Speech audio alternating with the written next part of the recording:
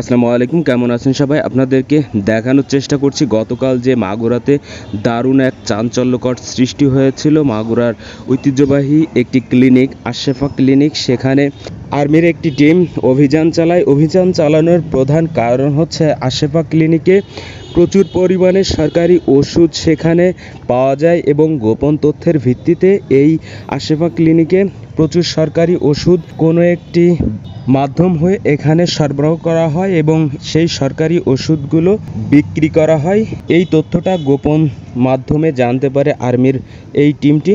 তারপরেই অভিযান চালানো হয় কালকে বিকালে। সেই অভিযানের মধ্য দিয়ে প্রচুর পরিমাণে সরকারি ওষুধ উদ্ধার করেন এবং সেই ওষুধগুলো কিভাবে এই আশরাফা ক্লিনিকে আসলো এবং এইটার কারণ কি, কিভাবে এই ঘটনাটি ঘটেছে সেইটাই জানার চেষ্টা করছে আর্মি এবং প্রচুর সাংবাদিক এখানে উপস্থিত হয়েছে জানার জন্য কৌতূহলবশত। এবং এরকম একটি নেক্কারজনক ঘটনা ঘটেছে, এরকম একটি চুরির ঘটনা ঘটেছে, সেইটাই উদ্ধার করার জন্য আপনাদেরকে দেখানোর চেষ্টা করছি। প্রচুর আর্মি এখানে অবস্থান করছে এবং তাদের সেই উদ্ধার অভিযানটি পরিচালনা করছে।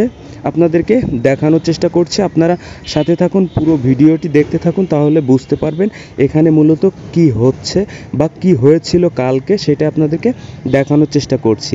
মাগুরা সদর হাসপাতাল থেকে এই স্লিপটি করা হয় এবং সেই মাধ্যম দিয়েই এই আশরাফা ক্লিনিকে এই সরকারি ওষুধগুলো এসেছে, সেইটাই আপনারা দেখলেন।